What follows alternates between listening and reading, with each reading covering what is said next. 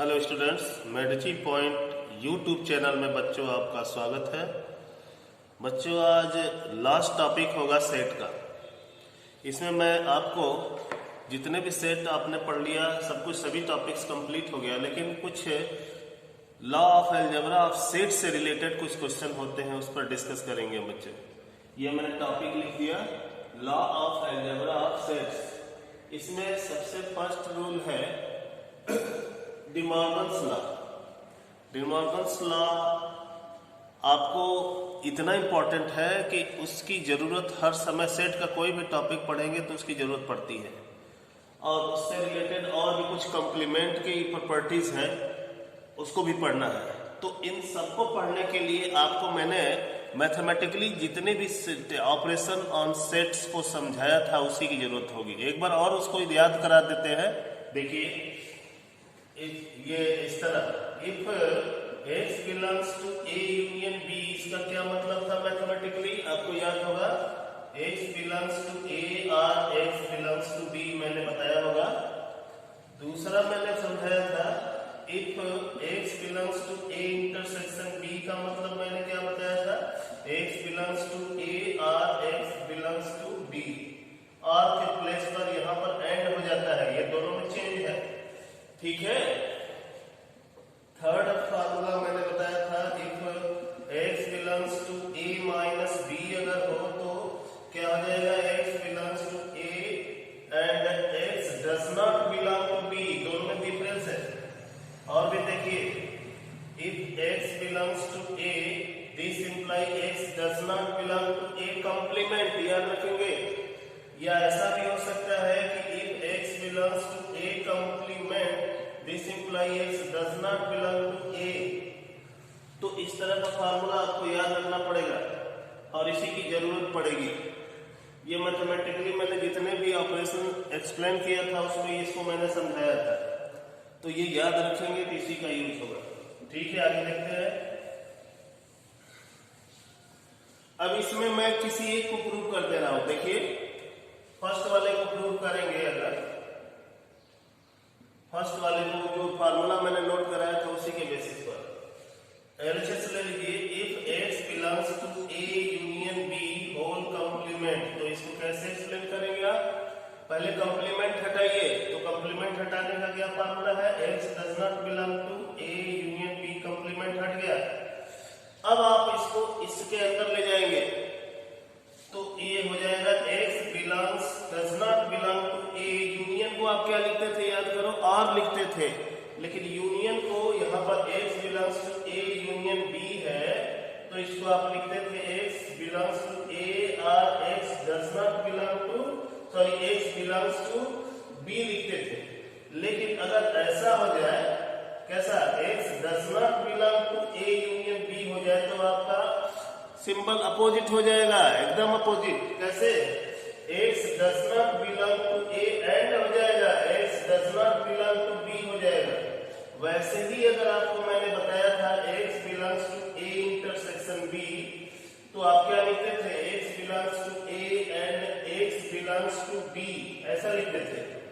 लेकिन अब अगर ऐसा हो जाए but X does not belong to A intersection B हो जाए, तो इसे आप लिखेंगे X does not belong to A और X does not belong to B। आप देखिए, अगर बिलोंग्स टू है तो R लिखा जाता है यूनियन में, लेकिन अगर डज नॉट बिलोंग है तो इंटरसेक्शन वाला लिख दिया जाता है, याद रखेंगे। अगर X बिलोंग्स टू इंटरसेक्शन में है तो एंड लिखा जाता है, लेकिन अगर डज नॉट बिलोंग है तो इंटरसेक्शन में R लिखा जाएगा, यूनियन वाला। यानी कि ये रिवर्स ऑर्डर, मतलब अपोजिट हो जाता है, याद रखेंगे इसको। तो उसी तरह ये भी है, X does not belong to A union B है, तो उस फार्मूले के अकॉर्डिंग मैं क्या लिख दूंगा, X does not belong to U के यूनियन में R लिखा जाता है, लेकिन अब यहाँ क्या लिखेंगे, and X does not belong to B लिख देंगे, ठीक है। अब आप देखिए, X does not belong to B अगर है तो X बिलोंग्स टू अगर करेंगे तो क्या हो जाएगा, A कॉम्प्लीमेंट हो जाएगा, एंड X बिलोंग्स टू यहां कर देंगे, डज नॉट हटाएंगे अगर तो क्या हो जाएगा, B कॉम्प्लीमेंट हो जाएगा। जैसा कि मैंने पहले बताया था, अब x बिलोंग्स टू कॉमन ले लो, तो x बिलोंग्स टू कॉमन लेंगे तो a कंप्लीमेंट एंड को इंटरसेक्शन लिखते हैं, ठीक है। तो आपने लेफ्ट टू राइट प्रूव कर दिया, तो इसमें क्या लिखेंगे, दिस इंप्लाई किससे किसको प्रूव किया आपने, इससे इसको प्रूव किया, तो क्या लिखेंगे, A union B is improper subset of A complement intersection B complement, first equation. अब इसको आप लेफ्ट टू राइट तो प्रूव कर दिया आपने, और राइट टू लेफ्ट प्रूव करेंगे तब ये वाइस वर्सा होगा। लेकिन अगर लेफ्ट, हाँ देखिए करते हैं, देखेंगे। अब अगर आप अपोजिट प्रूव करें, if x belongs to A complement intersection B complement, तो आप कैसे करेंगे, x belongs to A complement intersection का क्या लिखते हैं आप लोग, एंड लिखते हैं, तो क्या हो जाएगा, x belongs to B complement. अब यहां से कंप्लीमेंट अगर आप हटाते हैं तो x does not belong to A हो जाएगा, कंप्लीमेंट हटाया आपने, and x does not belong to B हो गया, यहां से भी कंप्लीमेंट हटाया। अब आप डज नॉट बिलोंग अगर कॉमन लेते हैं तो डज नॉट बिलोंग में आप देखेंगे कि A यूनियन B हो जाता है, क्योंकि बिलोंग एंड का यूनियन होता है, डज नॉट बिलोंग में, मैंने पहले भी बताया था। अब आप डज नॉट का यहाँ सिंबल हटाएंगे, x बिलोंग्स करेंगे तो A यूनियन B का होल कंप्लीमेंट हो जाएगा। तो आप देखेंगे कि इससे ये आया, तो क्या लिखेंगे, this imply A complement intersection B complement is improper subset of A union B whole complement. अब ये सेकंड हो गया, तो आप देखेंगे कि लेफ्ट साइड राइट साइड का इम्प्रॉपर सबसेट है, और यहां शो किया गया है कि राइट साइड लेफ्ट साइड का इम्प्रॉपर सबसेट है, इसका मतलब कि दोनों इक्वल होंगे। तो यहां लिख देंगे फ्रॉम फर्स्ट एंड सेकंड क्या, A union B whole complement is equal to A complement intersection B complement. तो आपने फर्स्ट इस तरह प्रूव कर दिया, तो इसी तरह आप सेकंड भी प्रूव कर सकते हैं, ठीक है। तो ये प्रूफ हो गया, ठीक है ना। तो ये सभी फार्मूला आपको याद रखना पड़ेगा। अब आप सेकंड वाला देखेंगे, some properties of complement of sets, आपको याद रखना पड़ेगा। ये प्रैक्टिकली आप खुद से कर सकते हैं। कैसे भाई, u की वैल्यू मान लो 1 2 3 4 5 6 अप टू 10, और a की वैल्यू 1 2 3 4 5 लेट कर लीजिए, तो a कंप्लीमेंट निकल जाएगा। तो आप देखेंगे कि a यूनियन a कंप्लीमेंट निकाले तो u के बराबर वो आ जा रहा है। तो आपको एग्जांपल लेकर प्रैक्टिकली इसको प्रूव कर सकते हैं, ठीक है।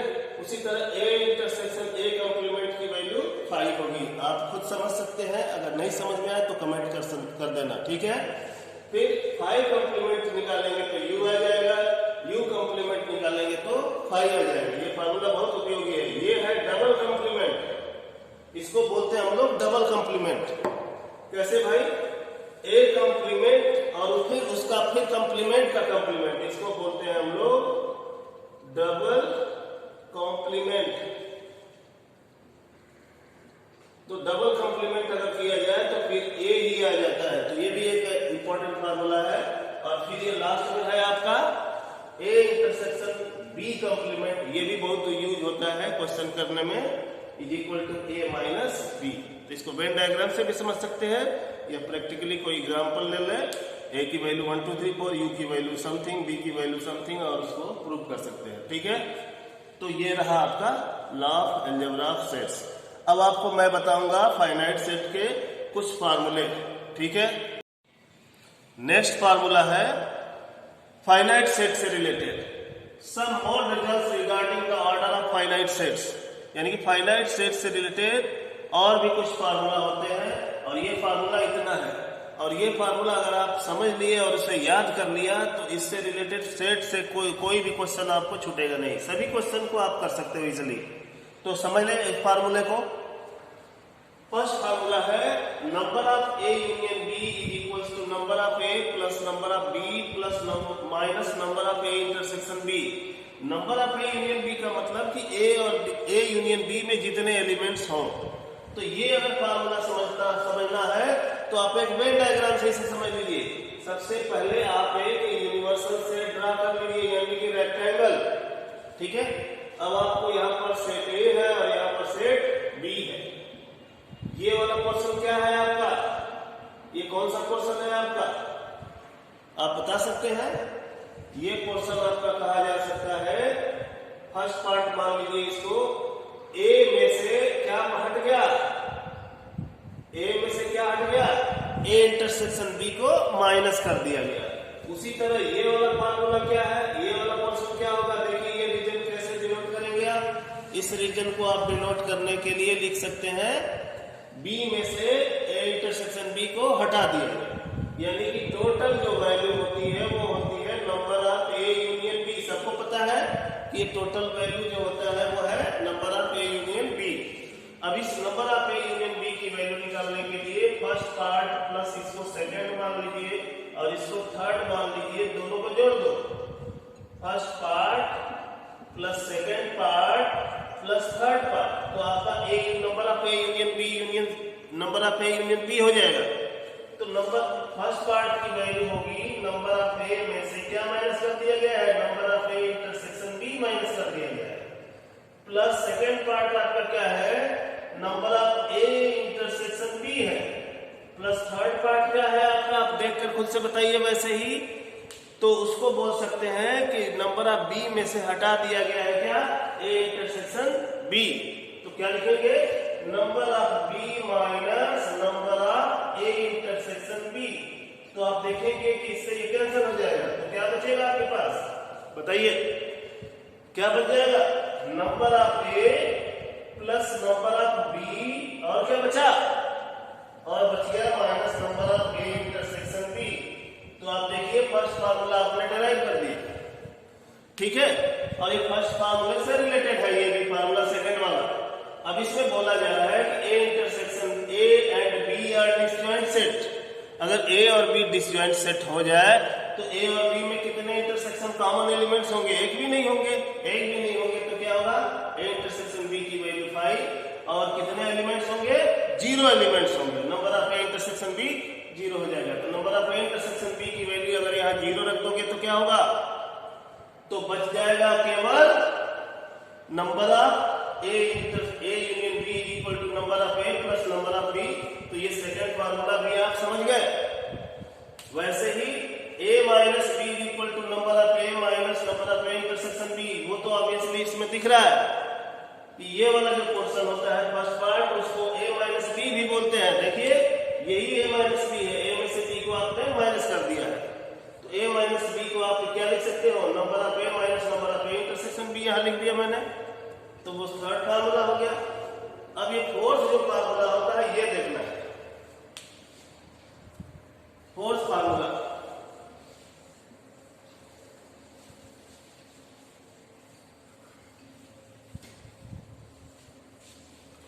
फोर्थ फार्मूले में 3 सेट्स लिए गए हैं ए बी एंड सी। तो आप इसी तरह एक वेन डायग्राम ड्रॉ कर लीजिए, ठीक है, और ये हो जाएगा ए, ये बी और ये हो जाएगा सी। यहाँ ए बी सी है।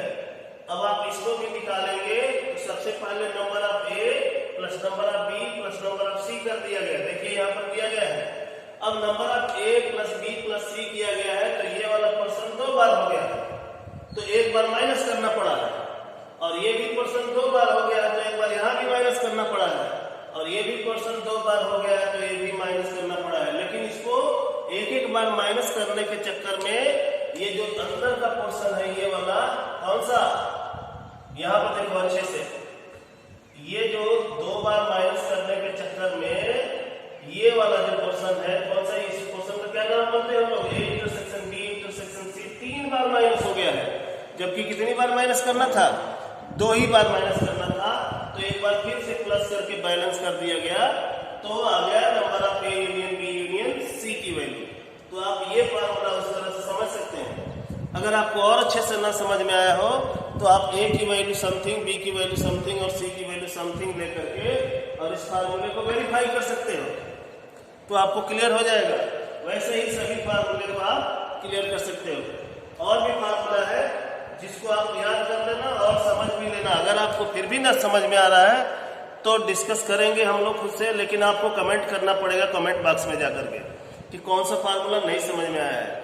तो उसके अकॉर्डिंग हम लोग डिस्कस कर लेंगे, फिर दूसरा वीडियो बना देंगे और सबका प्रूफ कर सकते हैं, क्योंकि सबका प्रूफ करना इतना इजी है नहीं, ठीक है ना।